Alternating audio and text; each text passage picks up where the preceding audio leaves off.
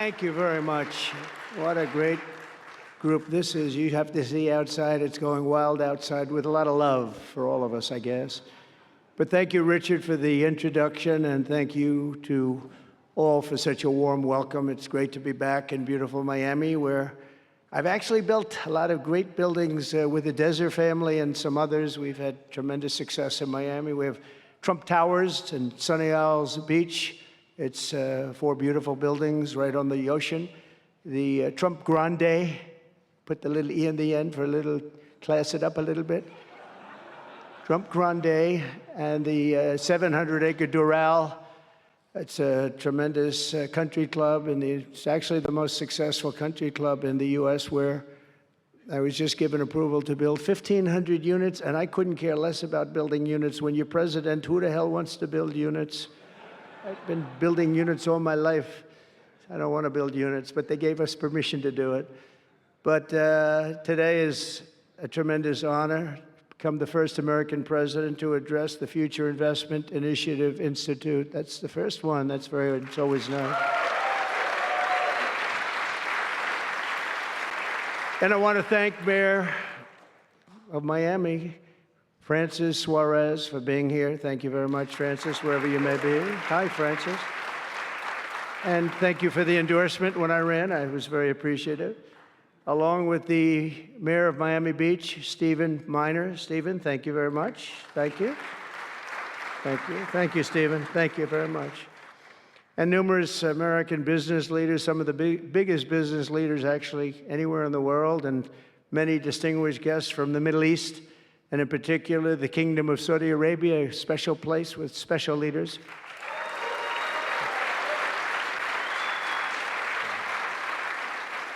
And including FII Institute Chairman and Governor of the Public Investment Fund, which is a seriously big fund. Yasser, I see you there. Stand up, Yasser. Everyone knows Yasser. Thank you. Great guy, great person. And Finance Minister Mohammed, thank you very much. Thank you, thank you very much. Good to see you again. That's pretty good, Finance Minister of that part of the world. That's not bad. Other parts of the world, not so good, but that one is good. And many other senior government leaders. I also want to recognize the Kingdom's ambassador to the United States, Her Royal Highness Princess Rima. Ooh, very popular. Very popular. Wow, that's very nice. Sitting next to Elon. Wow, you couldn't do better than that, huh? As well as my own special envoy to the Middle East, who's really done a fantastic job, Steve Witkoff. Thank you, Steve. He's been busy. And Michael Waltz is here. Where is Michael? Michael's been so busy. They've been going back and forth and back, and a woman who is just voted the most powerful woman anywhere in the world. No, I'm going to go with Princess Rima, but she was voted the most powerful woman anywhere in the world, Susie Wiles. Thank you. Thank you. Most powerful woman. That's pretty good. We have to talk to you about that, Susie. It's pretty good. And also, we all know Jared Kushner, a very special guy. Thank you, Jared. Thank you, Jared. And Elon Musk. He's been making a little news lately, hasn't he, though? Very positive news. Stand up, Elon. He's a great guy.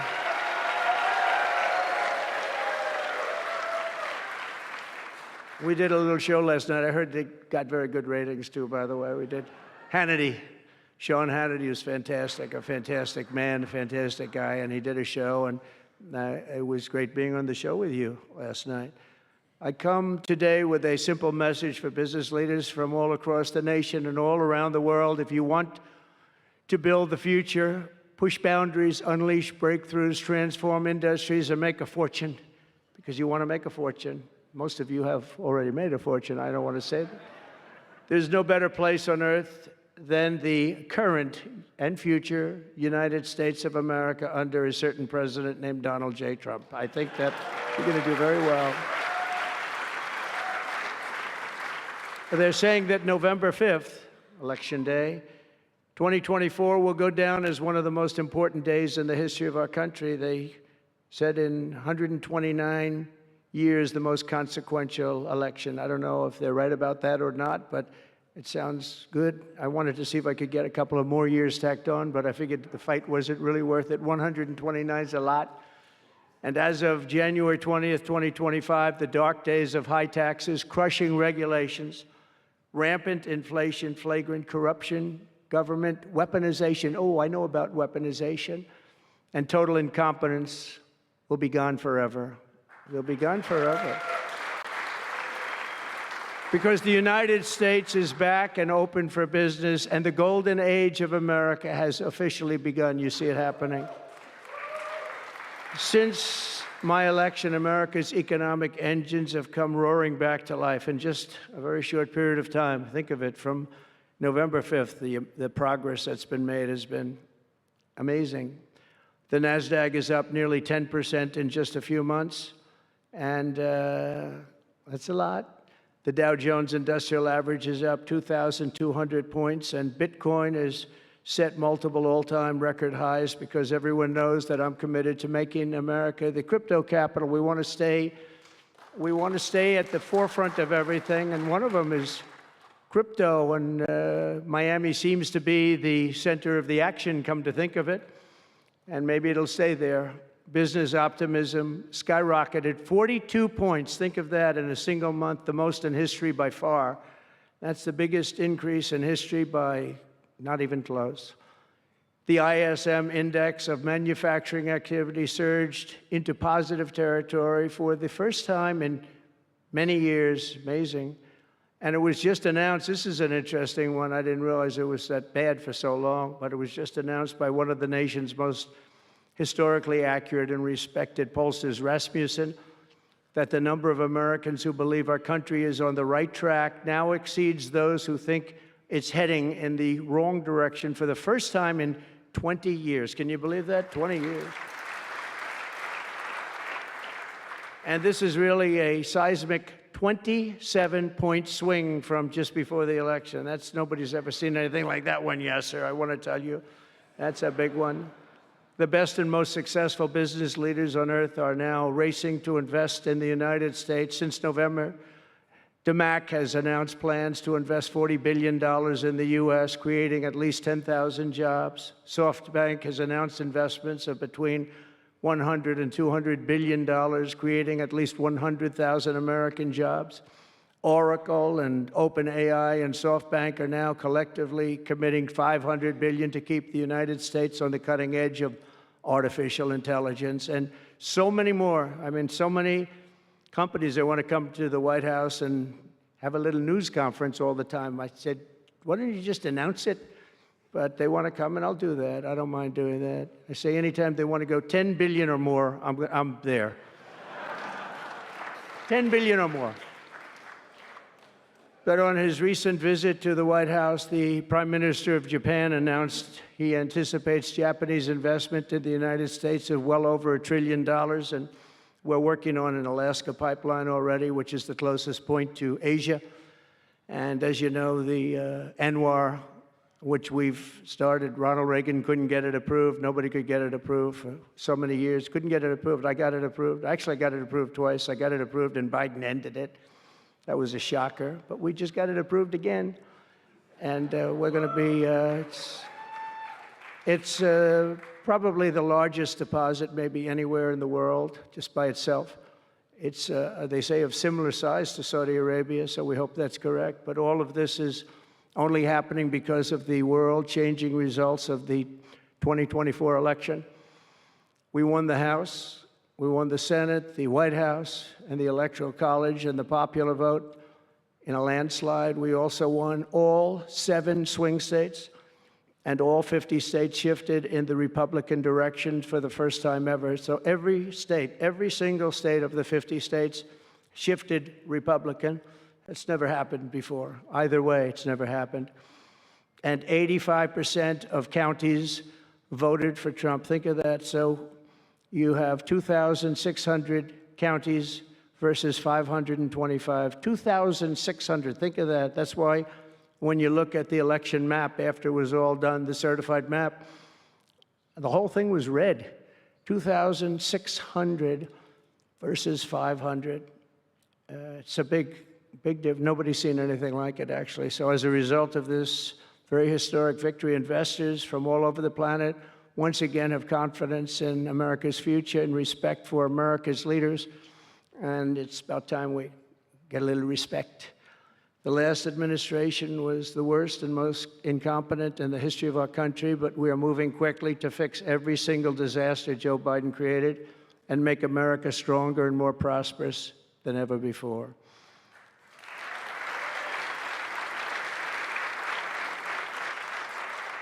Our first and most urgent mission is to remove the criminals that Biden allowed into our country with the ridiculous and very dangerous open borders policy. They came from all over the world.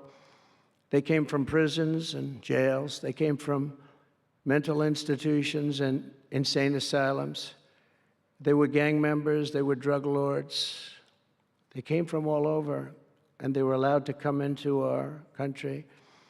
And we're getting them out in record levels, just like they came in record levels. I want to thank Tom Homan and Christie, who was she's doing a fantastic job, governor of South Dakota, and Tom Homan, you know, and they are doing a fantastic job, and the results are incredible. And every country is taking them back. They're sending their criminals to us, and they're all taking them back. We had a little problem with a couple of them that ended very quickly.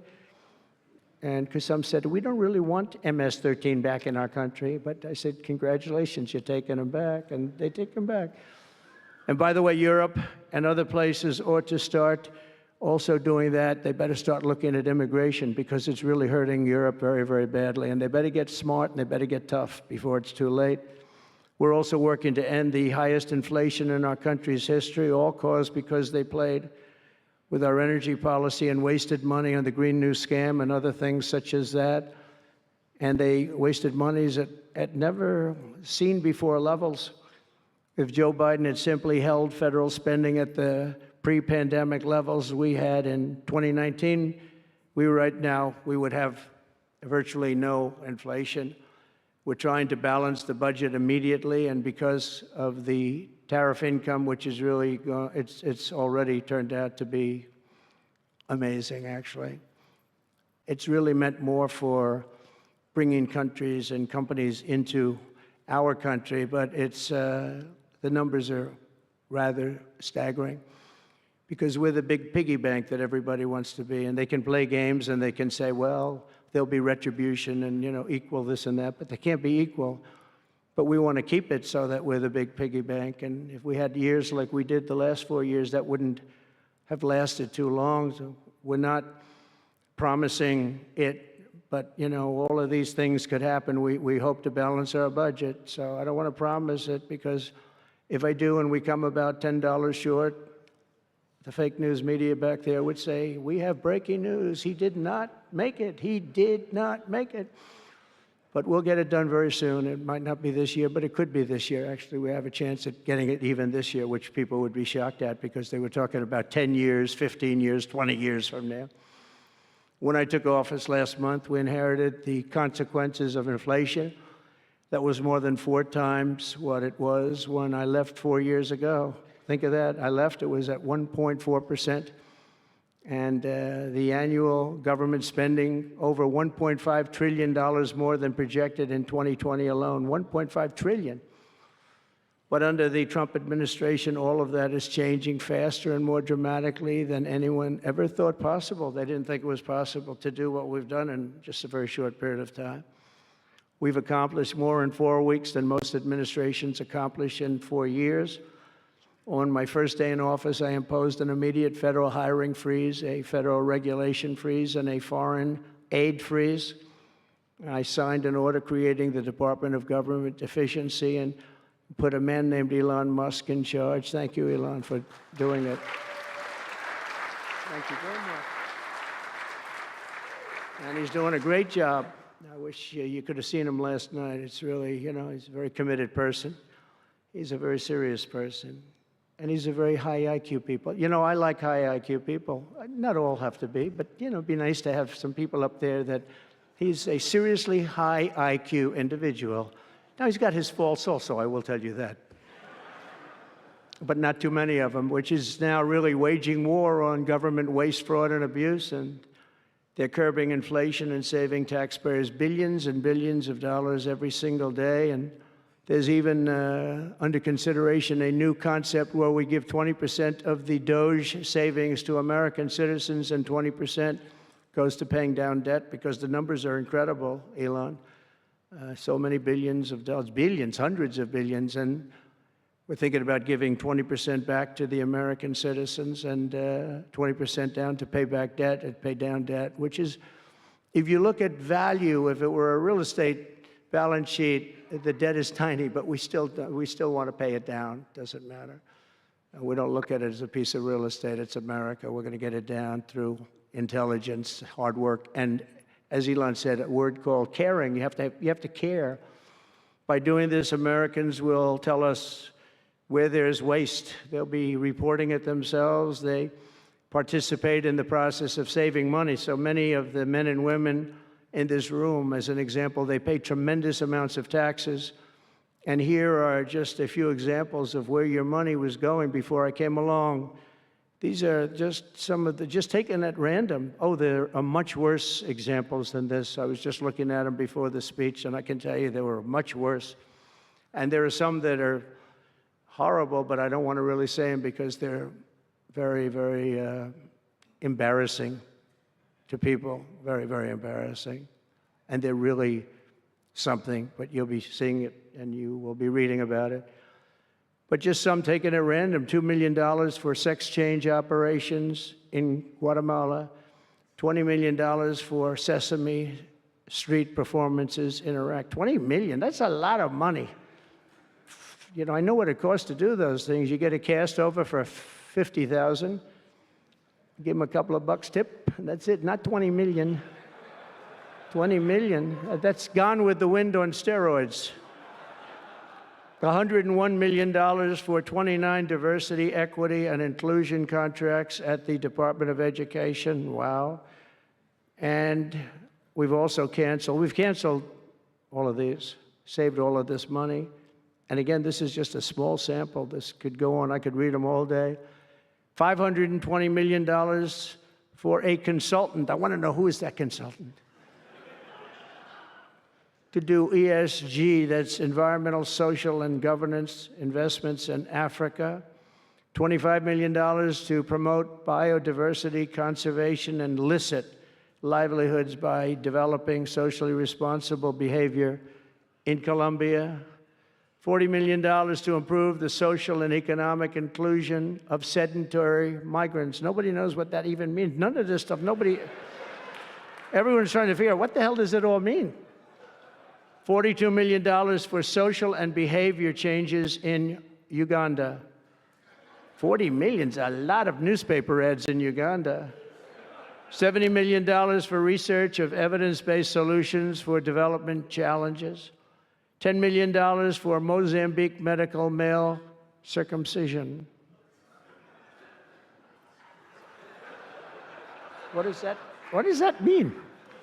$2.3 million for strengthening independent voices in Cambodia. $14 million for improving public procurement in Serbia. $486 million to the Consortium for Elections and Political Process Strengthening, including $22 million for inclusive, participatory political process in Moldova, and $21 million for voter turnout in India. What do we need to spend $21 million for voter turnout in India? Wow, $21 million.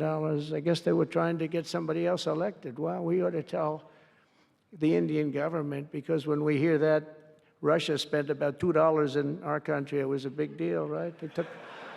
They took some internet ads for $2,000. This is a total breakthrough. $21 million for India elections, $29 million to strengthen the political landscape in Bangladesh, $20 million for fiscal federalism, and $19 million in addition to the $21 million for biodiversity conversion in Nepal, $1.5 million for voter confidence in Liberia. We need voter confidence, too, when you read this list. $14 million for social cohesion in Mali, $2.5 million for inclusive democracies in South Africa, $47 million for improving learning outcomes in Asia. Asia's doing very well. We don't need to give them money. And in another program, $50 million plus another $50 million for condoms for Hamas. Do you know about that? $100 million for condoms. Condoms. Does everybody know what a condom is? For Hamas, $100 million. And these are just some. I could read this list all day long. I just don't want to bore you. But these are just some, and not nearly as bad as others. And some are just, I just don't want to say them because they're too incendiary. We're also finding tremendous abuse, waste, and fraud in Social Security. Social Security is, what's happening there is going to be one of the great potential scandals in history. On the program, there are over 4.7 million Social Security numbers from people from 100 years old to 109. Think of that. Now, over 100, there aren't a lot of people that make it. Hopefully, most of the people in this room will make it, but historically, you don't have thousands and thousands of people. But listen to this, 3.6 million people are on Social Security rolls from the age of 110 years old to 119. Do you think there are really that many? Those people are seriously old. But it gets worse. 3.47 million people are on Social Security from the age of 120 years old to 129 years old. 3.9 million people are on the age of Social Security from 130 years old to 139 years old. Now, the all-time record, I heard, is a woman who was 127 years old. That's the record. A woman from a certain country where they have actually people that live pretty long, actually. And she was 127 years old. That's pretty old. But we're topping her by millions of people. 3.5 million people from the age 140 to 149 years old.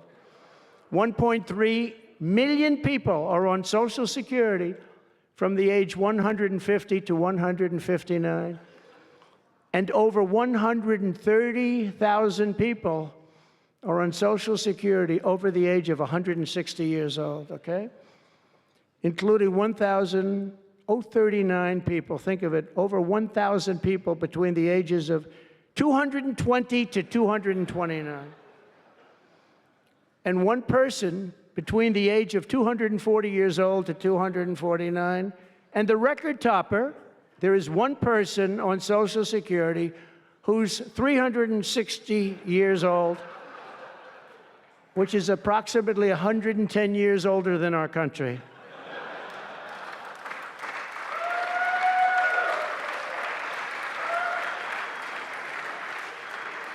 So what we're trying to find out, and what we will find out, is are people being paid from all of these, you know, somebody pocketing 10,000 here, 10,000 there, what's going on? So we'll find that out pretty easily because we have a lot of computer geniuses. I said to Elon, who are these people that are doing this, the Doge people? I said, who are they? Where do they come from? He said, well, number one, they love our country. Number two, they're really genius at computers. So nobody's going to fool them. When they go in, they see some bureaucrat that's scamming the country, and they try and talk about, you know, certain computer language.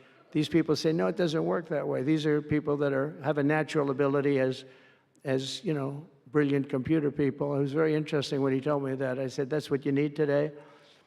But all of these scams have now been terminated. In addition, over the past month, we have effectively eliminated the U.S. Agency for International Development, which was funding much of this lunacy. We virtually shut down the out-of-control CFPB, escorting radical left bureaucrats out of the building and locking the doors behind them.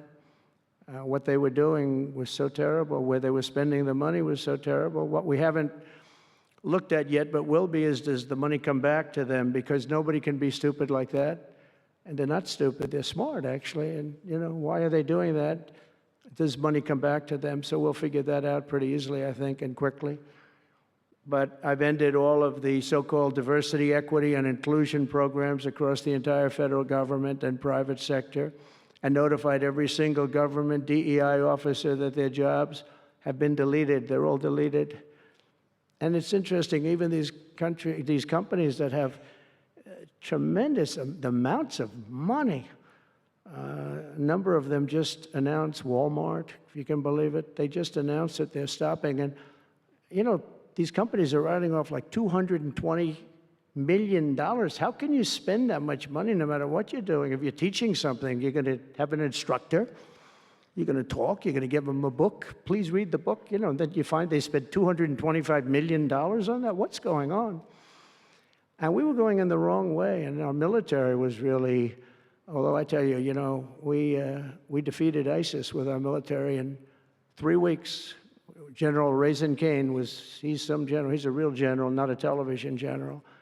And 3 weeks, ISIS, and I asked him, and I saw some of his people that were so great, the soldiers. We have the greatest military in the world, but we don't have the greatest top leadership. That's why Afghanistan was such a horrible situation and so embarrassing and so many other things. But when we want to, with proper leadership, there's nobody even close to us. We have the best equipment in the world. We make the best equipment in the world. But we have the best military. But, we never fight to win. We fight to just keep it going forever. And when we fight to win, there's nobody that can even come close to us. But I was talking to General Dan Kane, we call him Raisin Kane, and I was told it would take about 4 years to defeat ISIS, and he did it in 3 weeks. I said to him, "What do you think, General? How long will it take?" "Sir, I think we should do it in less than 4 weeks. You're going to have time left over." And he did that. And we were told by the television generals it would take 4 years, so we did it. That's when I went to Iraq. I flew to Iraq, and late at night, the dark of night, all the windows closed, all the lights off in the plane, in Air Force One. And we flew in, and it was pretty amazing. I'll tell you, we were landing, and there were no lights in the plane. "Sir, we have to turn off all lights." I said, "You mean we spend $9 trillion and we have to fly in Air Force One with the lights off?" And I went up to the pilot, said hello. And by the way, these guys are like central casting. These are the best-looking human beings. Everybody is like perfect. The most handsome people, the best-looking people you've ever seen with the flat tops and the whole thing. And I was a little concerned because the lights are off, and everything's off, and even the lights in where he was were down, very dim, very, very dim, with all of the lights on the fancy dashboards of the plane, of Air Force One. We're getting a new Air Force One if they can ever finish the damn thing. We're getting 2 of them, actually. But we may have to go a different route because it's taken them a long time. We're going to get military that's going to start building. We're going to get people to start building properly again in our country because they don't build properly. This was Boeing. But we're up there, and I'm looking at these people, and again, I say, they look like Tom Cruise, but better. Stronger, tougher. And I like Tom Cruise, but these are better. And they said, "Are we okay, Captain?" "Yes, sir, we're fine." But I'm looking out, I don't see any lights, and we're landing. And I'm used to that. I like to sit with the pilots a lot and respect the pilots greatly. And we're up there, and we have the computer. I call it the computer voice, where it goes 1,900, 800. It's feet. Your feet above ground. So that means you're very low. And I'm looking out, and my eyes are pretty good, and I don't see any lights. And the computer goes out. Sounds like an intelligent individual. It goes 1,000. We're 1,000 feet up. It's a 10-story building. There's a big plane. And then it goes 900, 800, 700. I say, "Captain, Captain, we don't see any lights. Is everything?" "Yes, sir, everything's fine, sir. We'll be landing in 3 minutes." And then it goes like 600, 500. Captain, are we okay? And then he goes 400, 300, 200, and I'm saying, man, there's nothing out there. And then he goes, boom, perfect landing right on this thing. There are no lights on the runway. There's no, I don't know how the hell they do it, but I'm sure as hell glad we had somebody that knows how to fly. But they didn't want to have any lights because they didn't want the enemy. After spending, years and trillions of dollars, we have to land with Air Force One with no lights on the runway. But they were incredible people. And then I got out of the plane and I actually asked my people, I said, excuse me, I was very brave sitting in that cockpit. Am I allowed to give myself the Congressional Medal of Honor? And they said, I don't think so, sir. I said, well, I felt I was extremely brave. But now here's the problem with saying a story like that when you kid. The press will say, President Donald Trump wanted to give himself the Congressional Medal of Honor. Headlines, headlines all over, the fake news. We call it the fake news, but we're all wise to them. But it was something, and then I went down, and it was the same thing. I'm standing on the top, and I look down, and there's these handsome people. Everybody's like from a movie set, good-looking guys. I get down the stairs, and what's your name? My name is Kane, sir. What's your first name? They call me Raisin. I say, wait a minute, your name is Raisin Kane? I love you. I've been looking for you for 5 years. You are the great. This is what I want. And there was a general next to him. There was a colonel. There was a drill sergeant, a master sergeant. They were all like people. I could make a movie right now. I'd have the best-looking people ever. And they were great. And then I went in and, sir, would you like to rest before the bed? No, I don't want to rest. I don't want to rest. I've been resting on the plane, other than the last few moments, which were quite harrowing. And I said, I don't want to rest. He was thinking about Biden in advance, Biden would have gone there. He would have rested for days. And then they wouldn't have had a meeting. He'd just go home. No, I said, I don't want to rest. I don't want to rest at all. I want to go. So we went into this bunker, and we had a lot of very good, talented people. And that's when I asked him. I said, I'm hearing it's going to take a long time. No, that's not right, sir. It's not going to take a long time. We'll have it done in 4 weeks. I said, how can you say 4 weeks when in Washington they said 4 years? He said, 4 weeks, sir. We'll hit them left, we'll hit them right, we'll hit them up the center, we'll hit them underground and overground, we'll knock the hell out of them, sir. And I said, why is it that they said so long? He said, because they wouldn't let us fight. And we're very far away. They want us to fight from this airport. We're very, very far away, sir. And they want us to fight here. We have many substations out, sub-airports, they call them, remote airports, where they build them in the sand. And we have many of them, and I'd use them all, sir. And I would hit them so hard from so many different directions. I said, well, what do you think? He said, you just let me know. And I called him back, and I said, go ahead and do it. Are you sure you can do this, General? I said, yes, sir. And he did it actually in 3 weeks. It was over 100% of people that are really hurting the Middle East, hurting the world. And it was done. And I'm telling you, we have the greatest military in the world, but you have to use the right people. But there's nothing like what they were able to do in that case and in other cases, wherever I gave them something, it was done incredibly well and many of the instances because it's been well reported. But we've also required, so we have a country that's a great country. It's a strong country. But it's a country that's just now gaining its respect back to the levels that it should have never lost. We were being laughed at by the entire world, but we're not being laughed at anymore. But we've also required that all federal employees must once again show up to work. It's a new phenomenon, since COVID. Show up to work in person like the rest of us. So it doesn't work when you don't show up. And I see companies now are all going back to it. They're all going back. It's great. I watch some of the big business leaders saying, we absolutely are going back. You can't work at home. They're not working. They're playing tennis, they're playing golf, or they have other jobs. But they're not working, or they're certainly not working hard. You could never build a company or a country with that. So we have a very strong policy, and if they don't show up to work, they get fired. And we're trying to make our government smaller but much stronger.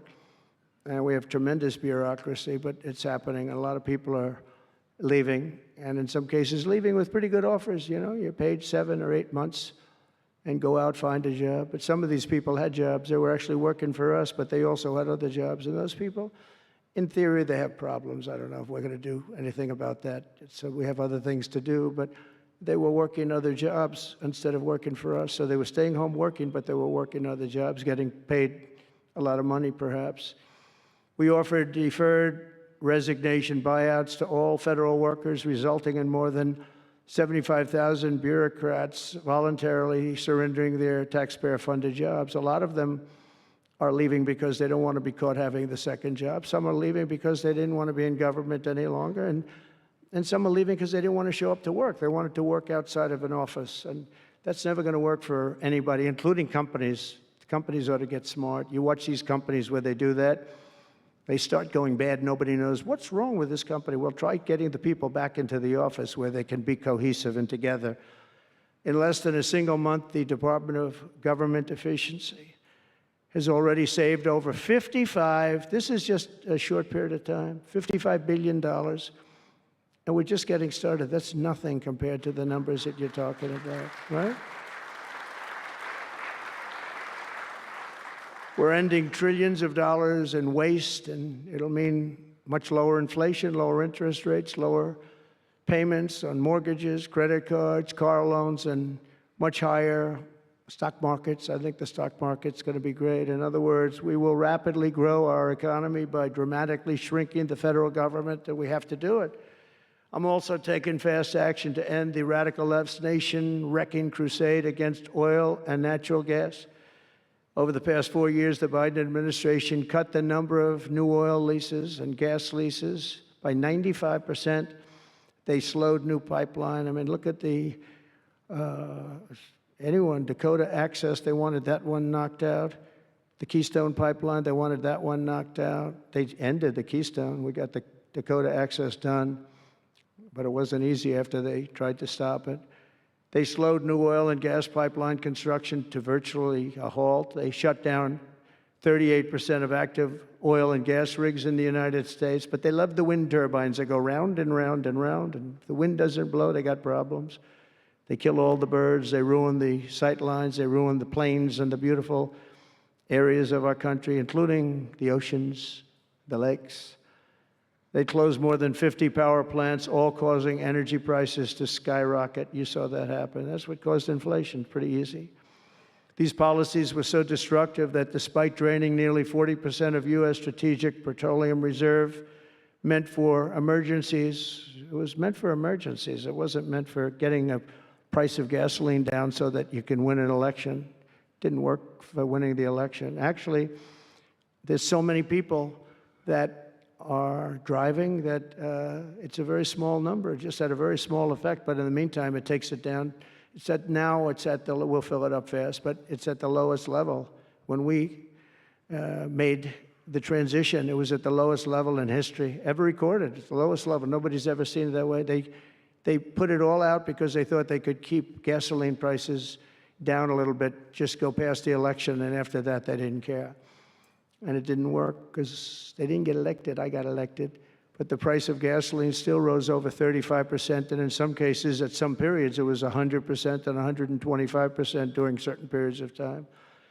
Under the Trump administration, we have implemented a very different plan. You probably heard of it. It's called Drill, Baby, Drill. And we're doing it. The world runs on low-cost energy, and energy-producing nations like us have nothing to apologize for. We have more energy than any other nation in the world, and we're going to use it. And we're going to use it on AI plants. I was telling some of the people that came in that, they're very interested. Everybody's talking about AI. I hope you're right. I don't know. Who knows? But Elon, are they right? Are they right in going they are all in for AI? But the problem is, to do it, just in our country, you need twice the electricity just to open up and be the top of AI. You need twice the electricity that we have right now in the entire country. If you take all of the electricity, you need more than twice. You need double what we have right now just to fuel this new industry that's growing. I was amazed when I heard that number. And they all said, how can we do this? Because, you know, in China and various other places, you can probably get it with the shake of a hand. But in our country, you can't. But now you can, because I'm declaring a national emergency in order to get fast approvals. And we're going to have, if you build a plant, you're able to build an electric generating facility right next to your plant. So you'll be making your own. You won't have to count on utilities. You won't have to count on an old grid that could fail, could get hit by something, bad things or good things. But you're not going to have to worry about grids. You'll build your plant, and you'll build essentially you'll become a utility in a way. You'll build your own electricity. If you want to build extra and put it out and get paid for that, you're going to be able to do that. You could put it back into the grid, but you're going to be able to build with your plant a generating facility. And we're going to get you Lee Zeldin, head of the environment, head of environmental, the environmental group, various groups, and we've got them unified now, but we're going to get you very fast approvals, and they'll be approved so fast your head will spin. And we're going to get that whole industry started, and we're going to be the head of it. We're leading right now. We have the greatest brain power. We're leading right now, and I expect that we're going to be leading by a lot, but we're going to get you the energy very, very quickly. That would be the one thing that everybody was concerned. How do we have that much electricity when Los Angeles has blackouts and brownouts right now?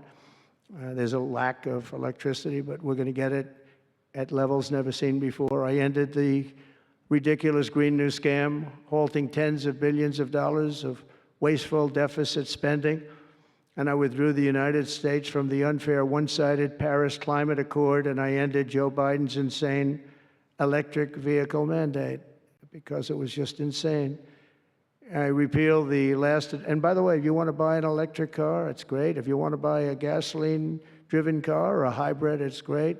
Whatever the thing happens to be. I heard hydrogen's hot. The problem is when it's not, you're in deep trouble, because when that sucker blows up, they don't find the body. So that's one that I said, you know what, let's take a pass on that one. They said it's good, but when it's bad, it's really bad. You find the bodies on trees, on the side of a tree. I said, I think we'll pass on that one, right? We're not going to want that one. But you never know. Maybe someday it'll be good, but it doesn't sound like it's off to a good start. I repealed the last administration's very destructive natural gas export ban. And last week, we approved our first new liquefied natural gas export license. And we have literally hundreds of people that want to export. I recently met with the Japanese Prime Minister, Shiba, to discuss large increases in American oil and gas exports. They want it so badly. They said we went to the Biden administration, they wouldn't sell it. They wouldn't sell it. Nobody knows why. Biden didn't know why either. They asked him, I don't know. They did, oh, I didn't know that. But we're going to sell it. And the new project in Alaska is going to feed all of Asia. We're going to take care of all of Asia. We have so much oil and gas, like very few people, like very few countries have, like really actually no country has. I also met with Prime Minister Modi of India, who wants to greatly expand India's purchase of American energy, and my administration has also launched the most aggressive deregulation program of any nation in history. Under my executive order, for every one new regulation added, 10 old regulations have to be eliminated. And you know, in our first term, which was actually an incredible success, we had the greatest economy in history until COVID, and even after that, we did great. The stock market was higher. If you think of it, it was higher after the fact. After we went through that whole thing, it was higher than it was just prior to COVID coming in, which is a pretty amazing thing. But we did a great job on that, but it was a terrible thing for the world. The whole world suffered. It suffered terribly, including China, including other countries. It was a terrible period of time. But despite that, we did well. But we had the greatest economy in the history of our country. And I think this time we're going to do even better. We were artificially hurt by COVID. We had to focus on that instead of focusing on, but just prior to COVID coming in, there's never been anything like what we did, what we achieved. And even after, we did very well, and especially considering what all of us had to do with COVID. Some nations were hit so badly, it's just unbelievable what happened to them. As part of our effort, I've signed executive orders to keep the United States at the forefront of artificial intelligence and to end Joe Biden's war on Bitcoin and crypto. We ended that war totally. That war is over. They were very hostile toward them until the very end, just because there's so many people on Bitcoin and crypto that just before the end, the SEC came out and they were being very nice. I was so nice to people because so many people were being indicted for no reason whatsoever. Very political group of people. That's all they did was they liked indicting people, but they were being indicted, and many of those indictments were dropped just before the election because they said, wait a minute, there's 100 million, 125 million people using this, and they didn't want to have, all these people being voted against. But by the time they did that, it was too late. We had that vote entirely, I think. I think anybody smart that believed in that, and there are a lot of people believing it, anybody that was smart voted for Trump. And they pulled the indictments, and I see people that were indicted. I said, I saved your life. I saved your life. Because if they actually thought that I was doing it, they said, why is Trump doing it? Is he doing it for political reasons? I don't do anything for political reasons. I do what's right. I want to be in the forefront of every industry. So I'll be working with the Republican Congress to pass the largest tax cuts in American history. And that includes, obviously, we have to extend the Trump tax cuts, which were, until now, the largest. We're going to dramatically cut taxes for families and for workers and for companies, including no tax on tips and hopefully no tax on Social Security and no tax on overtime. And that overtime one is a sleeper because I think a lot of people are going to be spurred on to do a lot of extra work. When they hear that, a lot of companies really like it, and a lot of people really like it. The new Trump tax cuts will also include 100% expensing for new factory construction in the United States and anything else that you're going to buy with capital. If you buy something that is going to be good for our country, we're going to let you expense it. 1 year expense, and I did that the first time, and everybody was saying, can you go back to that? Now you still get, I guess, 40% or whatever, but it pares down, but we're going to bring that right up to the top level. I think that had a lot to do with the success that I had during my first term. And we'll substantially cut taxes for all domestic producers of oil and gas and just about everything else that they produce. In my first term, I brought the business tax down from around 40% to 21%, which everybody said was an impossible thing to do. I cut it from 40. It actually was state and city was much higher than 40, but I got it down to 21%, and now I'm bringing it down to a goal of 15%, but only if you make your product in America. In other words, you're going to be at 21%, but if you make your product in America, you're going to go from 21 to 15. If you don't, you're going to pay 21%, which is still lower than anything. So guys like Elon are going to come and make his great cars in the United States. There are a lot of people are calling. A lot of car companies are calling. They called me, three of the majors. They called and they said, we're looking all over the place. We want to be there. I'm going to be announcing tariffs on cars and semiconductors and chips and pharmaceuticals, drugs and pharmaceuticals, and lumber probably, and some other things over the next month or sooner. And it's going to have a big impact on America. We're bringing our businesses back. If they don't make their product in America, then they have to pay a tariff. But if they do make their product in America, they don't have to pay any tariff, which will it's all going to bring trillions of dollars into our treasury, or it's going to mean that there won't be any taxes because we want to have a fair base. If they don't have it, we don't have it. If they don't pay, if they don't charge us, we don't charge them. It's pretty simple. The Republican Party is once again the party of common sense. We're a party of common sense. We want strong borders. We don't want men playing in women's sports. We don't want to have transgender for everybody. We're the party of common sense. That's how we won the election in such a big manner. We'll no longer allow other countries to ransack and plunder our nation. That's why I've announced that we will soon begin imposing reciprocal tariffs on any country that engages in unfair and unequal trading practices. If they tariff us, as I said, we will tariff them at the exact same rate. So if a certain country, because some of these countries, even countries that I've already mentioned, are extremely aggressive with tariffs. Nobody knows that. European Union, they have a VAT tax that's devastating. It's very tough for people on the outside. Hard to sell cars, really impossible to sell them because they also have non-monetary tariffs that are very, very tough. But if you take a look at that, it's a very unfair situation. And the VAT tax is similar to the tariff. Around the world, I'm moving quickly to end wars, settle conflicts, and restore the planet to peace. I want peace, and I don't want to see everybody being killed. And you take a look at the death in the Middle East and the death that's taking place between Russia and Ukraine. It's been going on, and we're going to end it. There's no profit for anyone in having World War III, and you're not so far away from it. I'll tell you right now, you're not so far away. If we would have had this administration for another year, you would have been in World War III, and now it's not going to happen. In the Middle East, I've restored my policy of maximum pressure on Iran, designed to bring peace.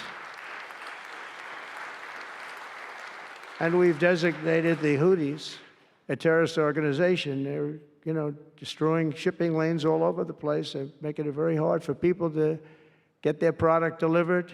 They're making it very difficult, but we'll take care of that situation. And we've secured a ceasefire in Gaza, and we're bringing in the hostages, and we're bringing them home to their families. Some of them are in pretty bad shape, I have to tell you. To end the horrible war in Ukraine, I've spoken with President Putin and President Zelensky, and our teams began negotiations this week in Saudi Arabia. I want to thank Saudi Arabia for that. That was so great. Yeah. And I want to thank, in particular, I mean, we have so many of the people, Yasser, Mohammed, all of the people, but in particular, we have to thank Crown Prince Mohammed bin Salman for hosting these historic talks. And talks that went very, very well. Steve was there, Steve Witkoff was there, and Michael was there, Michael Waltz and others, and they really went well. It's a big step. We got to get that war over with. You have to see the people that are dying. I look at the pictures, the satellite pictures of the field. It's a level field. And it looks like a modern-day version of Gettysburg, and you know what that means. It is just carnage. It's horrible. And, it's not American soldiers. It's not even soldiers from the Middle East in the case of Ukraine, Russia, but it's people. It's young people from Russia and Ukraine mostly that are just being decimated. It's flat fields. And a bullet goes, and a bullet only stops when it hits somebody. And the level of people being killed in that battle, soldiers, young soldiers, in some cases old soldiers, because they're running out of people. They're running out of soldiers, in one case. But think of it, a modestly successful comedian, President Zelensky, talked the United States of America into spending $350 billion to go into a war that basically couldn't be won, that never had to start and never would have started if I was president, not even a chance. And it didn't start for 4 years, never would have started. But a war that he, without the U.S. and Trump, will never be able to settle. They'll never settle that war without our involvement. That's why they did such a great job this weekend. That's why Saudi Arabia did such a great job this weekend in hosting. The United States has spent $200 billion more than Europe, and Europe's money is guaranteed. They get their money back. It's a form of a loan. Nobody knows that. I know that. I said, why isn't somebody saying, we do it the same way? And we spent much more money. We have to equalize. But while the United States gets nothing back, so they get their money back. It's a loan. We just give our money. And we had a deal based on rare earth and things, but they broke that deal. But they broke it 2 days ago. We had a deal because I said, we're spending $350 billion, and Europe gets their money back in the form of a loan, and we don't. We're just giving the money hand over fist. That's the Biden administration for you. But they're no longer dealing with the same United States as they were dealing with a few months ago. Why didn't crooked Joe Biden demand equalization, and that this war is far more important to Europe than it is to us, and that there's a very big, beautiful ocean, a separation? This is, we're helping Europe. We're trying to help Europe. On top of this, Zelensky admits that half of the money that we sent them is missing. They don't know where the money is. He said, well, we don't know where half of it is. That's great, wonderful. He refuses to have elections, is low in the real Ukrainian polls. I mean, how can you be high with every city is being demolished? It's hard to be high. Somebody said, oh, no, his polls are good. Give me a break. Every city is being demolished. They look like a demolition site, every single one of them. And the only thing he was really good at was playing Joe Biden like a fiddle. He played him like a fiddle. That's an expression we use, Yasser, to say that he's pretty easy, pretty easy. A dictator without elections. Zelensky better move fast or he's not going to have a country left. Got to move fast because that war is going in the wrong direction. In the meantime, we're successfully negotiating an end to the war with Russia, something I'll admit that only Trump is going to be able to do in the Trump administration. We're going to be able to do it. I think Putin even admitted that. Biden never tried. Europe has failed to bring peace, and Zelensky probably maybe he wants to keep the gravy train going. I don't know what's the problem, but he hasn't been able. He's very upset that he wasn't invited. He could have come if he wanted to, but that he wasn't invited to Saudi Arabia. But he's been working for 3 years. There's never been even meetings or phone calls to stop this war. It's a horrible thing. I figure Russia's lost 900,000 soldiers. I think that Ukraine's lost probably 700,000. And it's a terrible thing. You'll see bodies and body parts all over the field, all over. We see them very accurately through satellites. I love Ukraine, but Zelensky has done a terrible job. His country is shattered, and millions of people have unnecessarily died. And you can't bring a war to an end if you don't talk to both sides. You got to talk. They haven't been talking for 3 years. So we hope to see a ceasefire soon and to reestablish stability in Europe and the Middle East. Thank you very much. And as I've said before, it's my hope that my greatest legacy will be as a peacemaker and a unifier. That would be a great legacy. So in conclusion, the golden age of America is upon us, and I'm inviting everyone here today and every citizen across our land to take part in the most extraordinary period of peace, prosperity, growth, innovation, wealth creation, and expansion the world has ever seen. We're on our way. I mean, everyone's talking about us. 3 weeks. We're in there for a couple of days more than 3 weeks. And everyone's talking about it. You have to see the crowds of people outside. It's pretty amazing what's happening. We're on the verge of soaring markets, surging incomes, booming production, groundbreaking technologies, thrilling discoveries, and a quantum leap in the quality of life. Absolutely a quantum leap. One day, very soon, our country will have the greatest economy in the history of the world because we once again have a president who puts America first, and we put America first, and your country should put your country first. But in the end, we want America first, and when it's all beautiful, which it's going to be pretty soon, we want to help other countries, and you want to help other countries. But, you know, I tell your leaders, and some of the leaders are in this room right now, you got to put your country first. Whether it's Saudi Arabia, whether it's something else, you got to put your country first. But we're going to have plenty left over to help others also. As long as you invest in America, build in America, and hire in America, that means that I'm fighting for you. I am fighting very hard for you. Together, we're going to make the United States of America bigger, better, bolder, richer, and greater than ever before. It's going to be stronger than ever before. We're going to be a peacemaker and a peacekeeper. We're going to stop people from these stupid, never-ending wars. We're not going to partake in them ourselves, but we'll be stronger and more powerful than anybody by far. And if it ever came to war, there is nobody that will be able to come close to us. But we don't think that's going to ever happen. So I want to thank you all very much. It's a great honor to be here. And I think somebody said they're going to ask questions. And I didn't say, gee, what are the questions like Biden does? I say, just ask. It doesn't matter.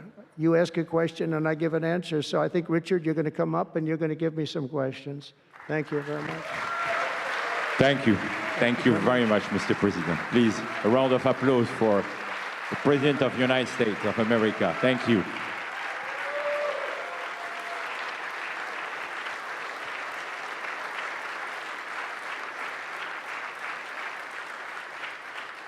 Mr. President, thank you for accepting to take a few questions. 20 years ago, I don't know if you we remember we were under the same roof in Orlando, and you were delivering an amazing speech in front of 3,000 sales reps, giving them the best advice to be successful. So what is the best piece of advice that you have ever received? Well, I think it was watching my father. You know, my father was a very hard worker, and he just worked hard. And he was very smart. He had good genetics. His brother was the longest-serving professor in the history of MIT, Dr. John Trump. And my father was every bit as smart, but my father had to work. He was older, and he put his brother through school. In fact, he once said, boy, I put him through so much school. He had 3 different degrees, and they asked him to stay on at MIT, but my father was the same ilk. And I noticed that my father was a happy man. And what he did is he worked. He just worked all the time. He worked. And he loved it. And really, I think the best piece of advice I got from that is you have to love what you do. And if you love what you do, you're going to have a happy life. If you don't, I mean, I see so many people, they're in businesses that they don't want to be in. They're in businesses that, you know, they're bored in or they're not good at. They don't have a natural ability at it. There is such a thing as natural ability, whether it's sports or acting or anything else. I mean, some people have an ability for something. Try and find that ability. But you have to love what you do. If you love what you do, you're going to be, at least you have a good chance of being successful. Mr. President, it's almost time for an early dinner. So if you are throwing a dinner party and you can invite 3 fascinating guests, living or dead, who would you bring? Well, they're all sitting right in the front row.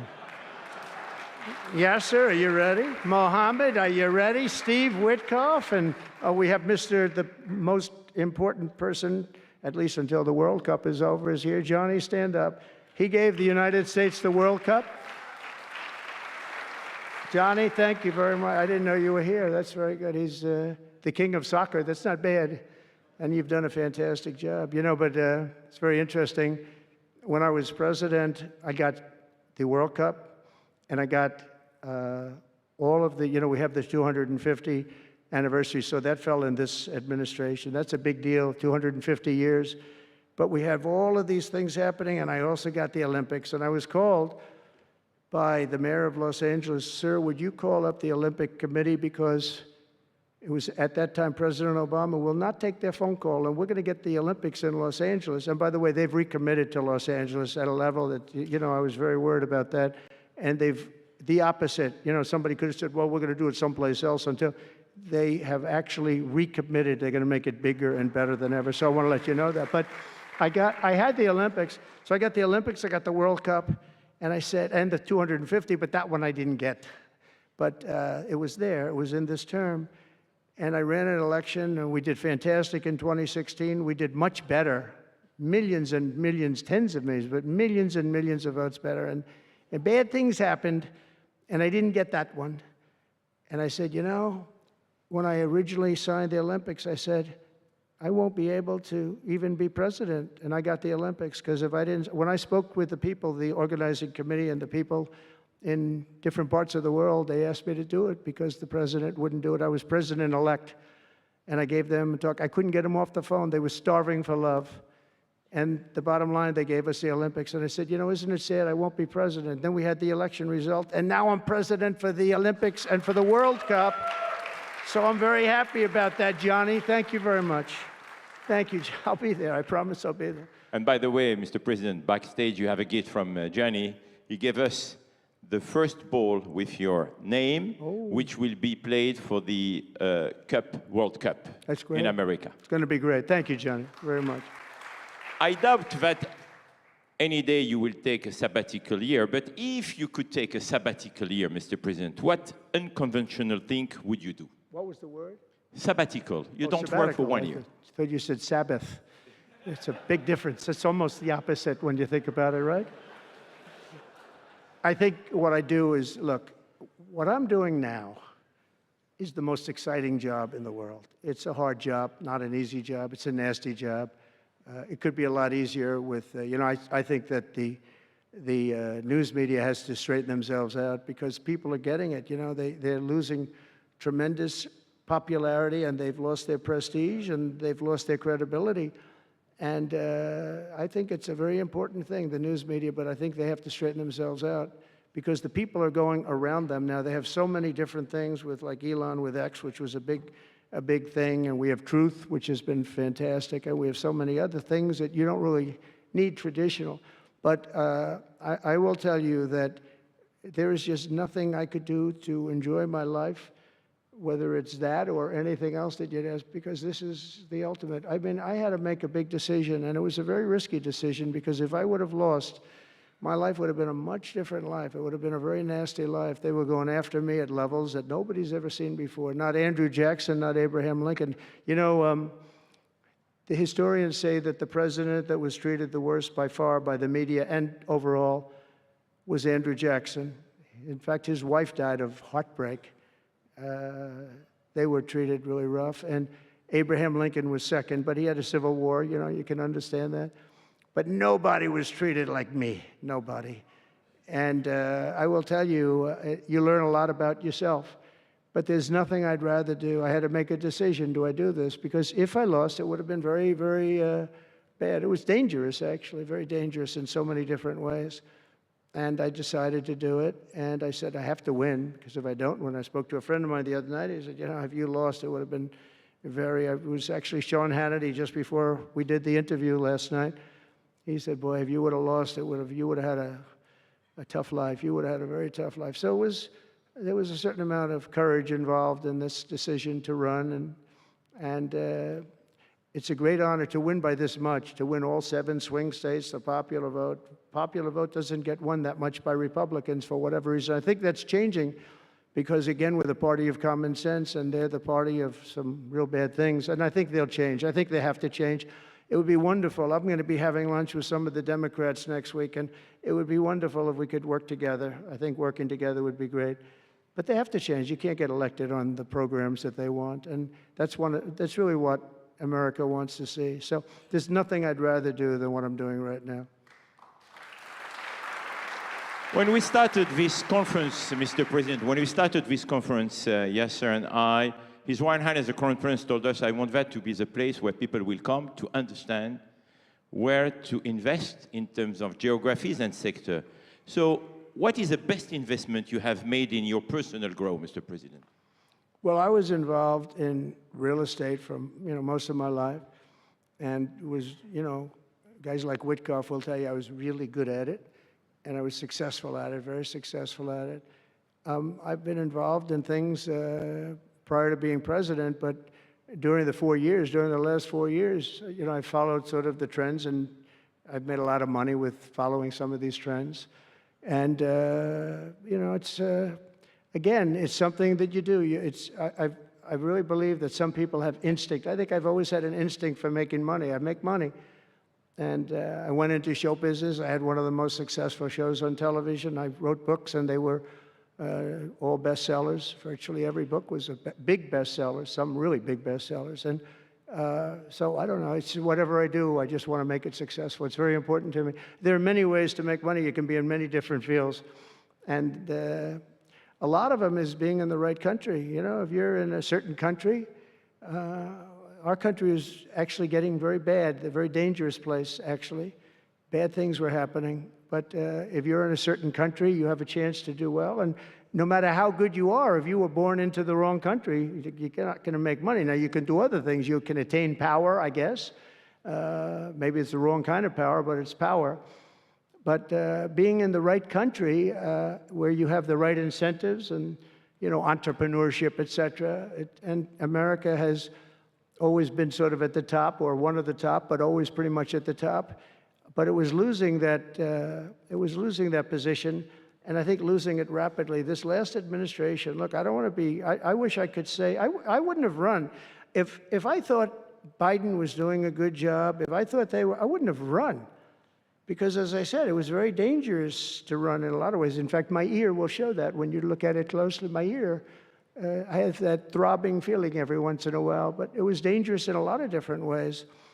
But he was so bad that I had no choice but to do it. If I thought he was doing a great job, I wouldn't have run, and I would be very happy. I actually wanted him to do a good job. I was saying, do this, do that. I'm telling them, do things. They should have done what I said. And but I would have been very happy not to have run, and frankly, to have seen somebody do a good job, but our country was going to hell, and I really sort of had to run. If you were a historical ruler, would you prefer to rule during war or peace? Well, I want to be, again, a peacemaker, and I want to keep us out of war, but sometimes to do that, you have to have a very strong country. You have to have a very strong military. And as I said, we have a much stronger military than anyone would know. We have the best equipment. And I bought a lot of it. I rebuilt our military in the first 4 years. I rebuilt it. We gave a lot of it away to Afghanistan, to the Taliban, stupidly, but that's a very small amount relative. It was billions and billions, but it's still a very small amount relatively to what we built. But I largely rebuilt our military. Now I'm going to have to do it again because so much has been given away, so much has been treated so badly. But to keep peace, you really have to. I have a thing: strength through, and I mean it. You really have it. You have strength, and you need the strength. But it's really peace through strength, because without the strength, it's going to be very hard to have peace, because you're going to be taken over. Bad things are going to happen. So you really want to have peace through strength, and that's where I've done it. Having strength, having power in that sense to protect yourself and your people is a very important thing. Hopefully you don't have to use that power. I would tell you, I was dealing with President Putin very successfully on denuclearization. We were talking about it very seriously, and then COVID came and lots of things came, and we had also talked to China about it. Now, Russia and us have the biggest nuclear by far. China is not close, but they will be close. In 3 or 4 years or 5 years, they'll be equal. But we were going to talk to China, and I spoke to President Xi about it very successfully. I think we were going to denuclearize it. We would have had to get the smaller nuclear powers, of which there are 4, 3 maybe, but 4 probably, to do something. We would have been able to do that. But I was having very strong talks with President Putin about denuclearization. And, you know, if you're president, you get presentations about what we're building, what we're having, the power of weapons, the power of many things besides weapons per se. What I saw, the power of nuclear weapons, and we can never let that happen. If that happens, the ball game will be, the world will be destroyed. The power is so enormous. You look at Hiroshima, you look at Nagasaki, multiply that times 500 times, and the world would be destroyed. So you want somebody as your president, or you want somebody as your leader that understands that. We just can't let that happen. We can't let other countries get nuclear weapons. Not only Iran. Iran is a good example, and maybe the one that people think about, but we can't let that happen. The power of weaponry today is so enormous that the world would disintegrate, so we can't let it happen. Mr. President, if you had to describe United States of America in just 3 words, what would they be? In 3 words? 3 words. Love, respect, and strength. That's a tough question. That might be my best answer, Yasser. That reminds me of high school, that one, but that may have been the toughest question, actually. Do you think Joe Biden could have done that? I don't think so. I don't think so. We're almost at the end, Mr. President, but talking about United States of America, what is one cultural habit in the US business that the rest of the world could learn from? What is the best practice that Well, I think we love our families, but I think a lot of the world loves their families. You know, I was speaking to the head of Mexico because I complain constantly about people pouring in. Now our border is the strongest border we've ever had. We've gone from the worst border ever in history to the strongest border. But I was speaking to the president of Mexico, a very wonderful woman, actually, and I said, we were talking about drugs. You can't let people come through your country and come into the country. You know, I was not that nice, but they understood what I was saying. And she said something that really got me. She said, I said, you're not a big drug-taking nation? And she said, no, we are not a consumer. And I said, a consumer, what is, an interesting word. We're not a consumer nation. We're not a consumer of drugs. I said, what an interesting, and why is that? She said, well, we have very strong family values. I said, but we do too. We do too. We have very strong. Our families are devastated by what's happening with fentanyl, and China will not be doing. We're going to make a deal with China. They were not letting that happen anymore. And I had a deal, by the way, before I left. I had a deal with President Xi where they were going to give the maximum penalty to anybody making fentanyl and sending it into the United States. And their maximum penalty is the death penalty, and it would have stopped. But when the election turned out to be a rigged election, but that's okay. When an election turned out to be, it was an election that shouldn't have happened. All the things that happened. I'll give you an example. We wouldn't have had October 7th, Israel attack. We wouldn't have had Ukraine and Russia fighting. We wouldn't have had inflation. We wouldn't have had all of these things that, happened. But in speaking with her, she said about family values, I said, well, you're not really saying anything there because we have great families too. We have great family values. She said, plus we advertise a lot. I said, ooh, you mean you advertise about how bad drugs are? Yes, we do. We spend a lot of money on advertising. And I said, unbelievable. That was such a great conversation because we're going to spend hundreds of millions of dollars advertising how bad drugs are so that kids don't use them, that they chew up your brain, they destroy your teeth, your skin, your everything. And I thanked her for that. I make so many calls and I never learn anything from anybody. I know everything and I never learn anything from anybody. And I spoke to this woman. As soon as she said it, she didn't have to say exactly what. I said, exactly. What a great idea. And I think we're going to have, and I saw pieces of it, we're going to go in with $100 million and then another $100 million initially. But I saw some of the ads and they are really violent. I said, you have to make them strong. Your skin practically comes off after a period of time. You lose your hearing. You lose your teeth. It is terrible. And we show this happening to people. And I think we're going to, we did very well with, we had blue ribbon committees headed up by the First Lady of the United States and a lot of other people that, they have no idea the viciousness of these cartels and these people. And they're smarts. They're very smart, tough people. Making a fortune, by the way, an absolute fortune. But we got it down 18%, which was a record. But 18% is not great when you think about it. I think we could get it down 50 or 55 or maybe even 60% with advertising. So she really gave me something. I was going to call her and tell her that she did, but now I don't have to call her because she's going to be seeing this right now. So to the President of Mexico, thank you very much. I appreciate it. But we're going to do a great advertising campaign saying how bad it is, how drugs are so bad for you. My last question, Mr. President. You have mentioned briefly in your speech about the legacy. What would you like your legacy to be, if you can tell us more about it? That I came into a country that was great, but is in trouble. And I made America great again, and I got it out of trouble, and people respect America now, and we were a country of peace, and we brought peace to the rest of the world. Thank you. Thank you very much, Mr. President. Thank you very much, everybody. Thank you.